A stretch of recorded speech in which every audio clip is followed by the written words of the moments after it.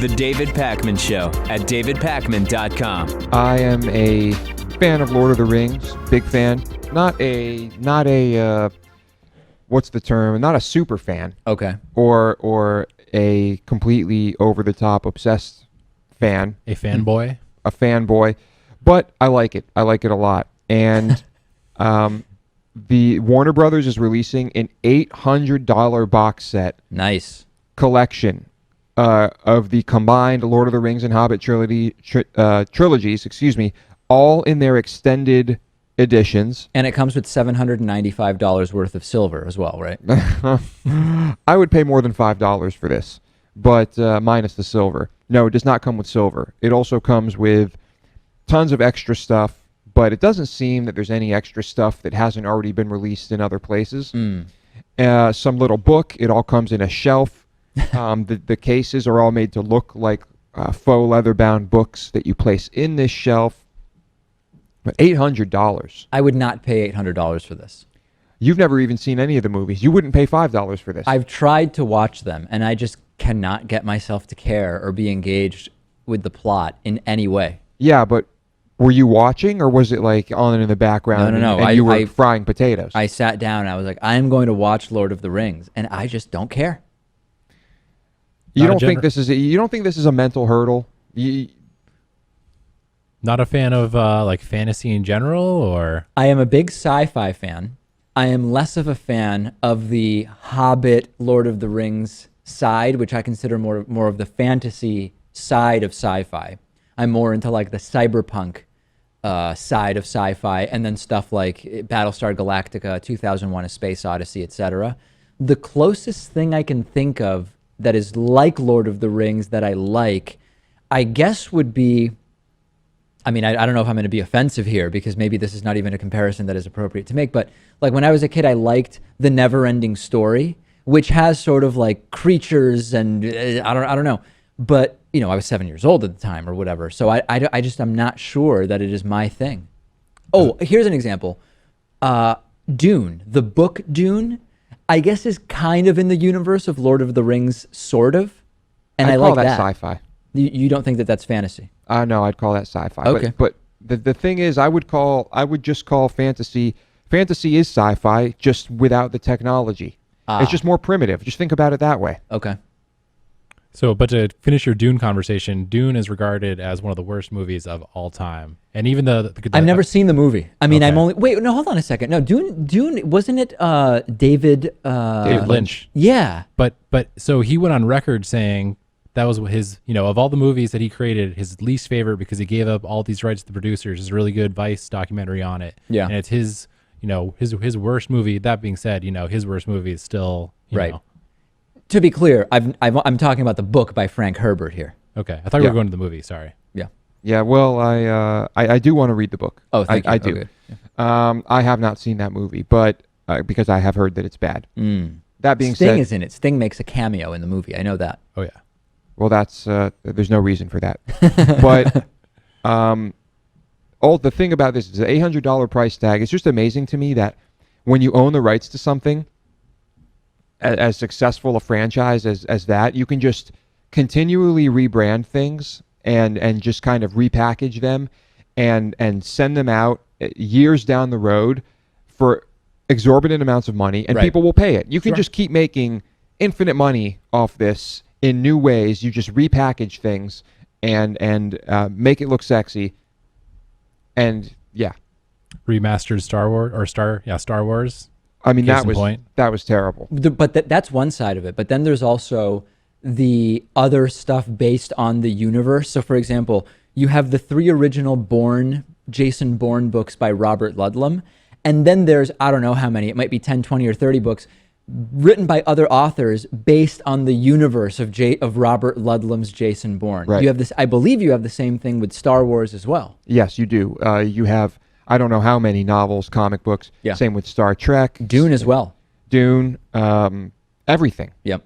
Everything. But of course, there are still the royalties paid and all of that.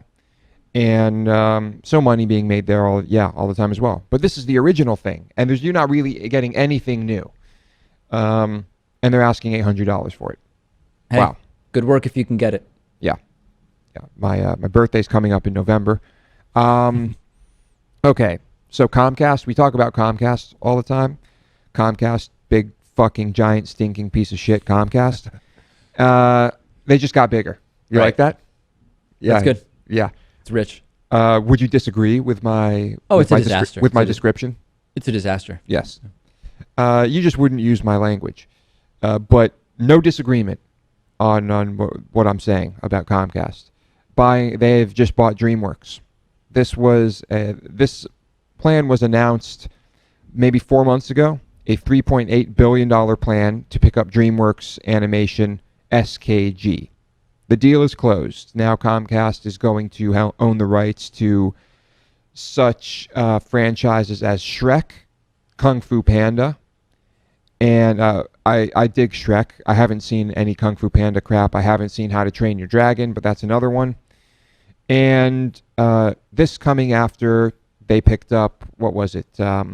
What huge pick? Like NBC? MSNBC. Crazy. And they just keep getting bigger and bigger. And there really doesn't seem to be any stopping this monopoly, this steamroller. It's full vertical integration. So now when they've got Shrek playing daily, when during the year is it? I know Elf starts playing like right around the holiday time, but isn't Shrek also one of the ones where like there's periods where it's like on TBS and TNT every night? You know how they just replay these movies. Yeah. So now Comcast is making money from subscriptions to these channels, and they're making royalties from these channels playing movies that they've purchased the rights to. Yeah. It's fantastic. It is. It's great. And there's no end in sight. It seems that, I mean, there's usually little opposition from Congress and governing bodies to stop this type of Consolidation of sorts. Yeah. It's not really consolidation. I mean, they get more involved in stopping the mergers between cable companies. Right. And then I guess this type of purchasing M&A activity just sort of slips more under the radar. Why is it that the mergers they're more concerned about, but this type of vertical integration, they don't seem to care? I sort of get it because this allows Comcast to make money from other elements of what is going on their platform, but it doesn't directly allow them to continue being anti-competitive and being able to be in an even stronger position just to raise all prices, although they still do it, you know? So I sort of get it. If you're going to pick your battles, I guess you prevent Comcast from merging with Verizon. I don't know. Yeah. Well, Comcast, quite a bit of influence in Congress. All right. Ultra-Orthodox rabbis have banned women from going to universities. Secular, like normal regular universities. Right, Yeah. right. Like the ones everyone goes to. Yeah. Normal ones. Because of, quote, this is only part of it, dangerous secular knowledge. Right. Gotta Sounds watch like out for ISIS. that. Yeah, it basically is, minus the guns and knives. So here is what they're talking about. At this university education for women is dangerous.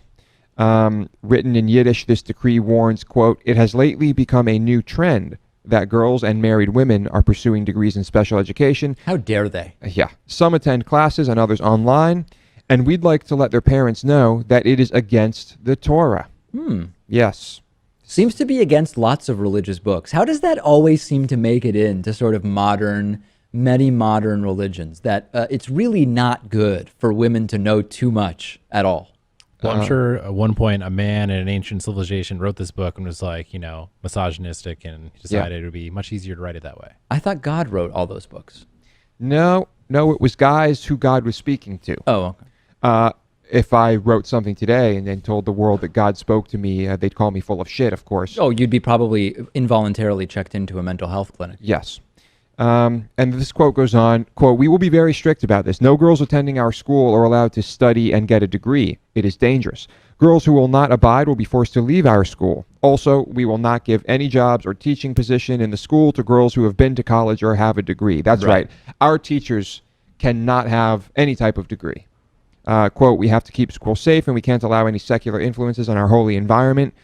It is against the base upon which our Mossad was built. Wow. Yeah. Wish I could say it was surprising. By the way, these are the guys who Photoshop female world leaders out of images For their newspaper. for their newspaper. Yeah. Wow. Yeah. There was the famous one where it was, I don't remember what summit in Europe, and of course German Chancellor Angela Merkel was in the picture. And the one that was published in some Hasidic newspaper in Brooklyn, I believe it was, there was just sort of a missing person, and they had done an okay job. I mean, it wasn't a bad job, but it was the same picture that was in every newspaper, except there was no Angela Merkel. She was just gone. Weird. Yeah, it's very common. And wasn't it during the France thing when there was like a march in France maybe too after the attacks? There was some big thing. I think There was so. maybe another image that had multiple female world leaders in them. They were photoshopped out. Rings a bell. It's crazy. Anyway, it's the last bonus show. Well, right. This is the Friday bonus show. Yeah, this is the last bonus show. It's incredible. Yep. I feel like all of the momentum was in the compilations that we did in the last segment. Yeah. Yeah, well, I mean, that's the goodbye message to, like, everybody. Right, yeah. But this is the one to members, but members that come after this will have no idea. People want you to check in as to where you end up in terms of temperature and, of course, in terms of level of population density. Basically, people want, like, a demographic analysis Yeah. and climatology report of where you end up. Well, I've been thinking North Korea lately might be a pretty good option, and I start my my coup, my revolution Yeah. in North Korea, but we'll see. And is your sense that, other than that, within about a calendar year, you expect to have made a final determination as to where you will be? I predict that this will take up to a year. It makes sense for me to dedicate a year to Western Mass now, Really? because it's a heavy wedding year. But none of those are in Western Mass, No, right? two of them are. Oh, they are? Well, Massachusetts. Two are in Massachusetts. Okay. And it's just going to be. I think I'd be saving a lot of money if I spent a year. Unfortunately, this means me dealing with another winter. I hope it's as mild as this one. I heard it's not going to be. Well, that's what they said about this past one. They were. Oh, no, they I said, heard the past one was going to be mild. Oh, I must have heard it from different people than you heard it from. I heard there was going to be a lot of snowfall. I heard it from climate-denying scientists, the 0.3% of them or whatever. They've heard it from Ted Nugent. All right. Well, and is there any plan at all now in terms of any exploratory trips that you will be doing? But my trip to Charleston and Savannah is coming up. It's coming up. Really? Well, no, I haven't planned it yet, but Oh, it's okay. that's going to be like A bulk trip. a bulk trip. The first real let's find Lewis a place to live trip. And do you predict that this will be sort of the last move you will make for a while? The one to this warm place that I want to live in. Right. Well, that's the idea. Okay. All right. Yeah. Who likes moving? Nobody. Nobody Not me. likes moving. Yeah. Fuck that. Okay, so should I end this with what should I end this with? Let's see. We'll just say, Lou, you'll be checking in, and we'll keep people apprised as to your progress. I will be checking in, and I hope that people are still interested in me checking in when I check in. I think they would be, right, Jason? Yeah, I assume people are going to want to see you on a nice sunny beach somewhere in Charleston or let's say California, maybe New Mexico, wherever it is. Are you considering California at all, or is that basically off the table? I do like the idea of California. It's just it's really expensive. Right. And I'm not going to be near any of those. Well, I could be near one of the big cities, but I'm going to avoid those big cities. Yeah. So California's so huge. Where do you even start? I mean, it's huge. Yeah, I mean, I've lived there for a number of years. Living in Massachusetts, equal, comparable price-wise. You're not, if anything, like we talked about, you're going to see you can find far lesser priced foods at all these farm stands because there's year-round farming. You're not going to have gross old produce in the winter, and Yep. there are places. I really see you in Decatur, Alabama. Well, I don't picture that. Although I hear it's quite affordable. I believe it is. Yeah. Okay. Or, I hear Birmingham. I know you're not looking to cities, but Birmingham is a small city that I hear is quite affordable. Yeah, no, that is true. The climate would agree with me, and I'll just be looking in many places. So I can't even. There are just too many choices. Just too many. And you can fly that Confederate flag that you've talked about too. Yeah, I'm going to actually get a Confederate flag tattooed across my whole back and join the KKK.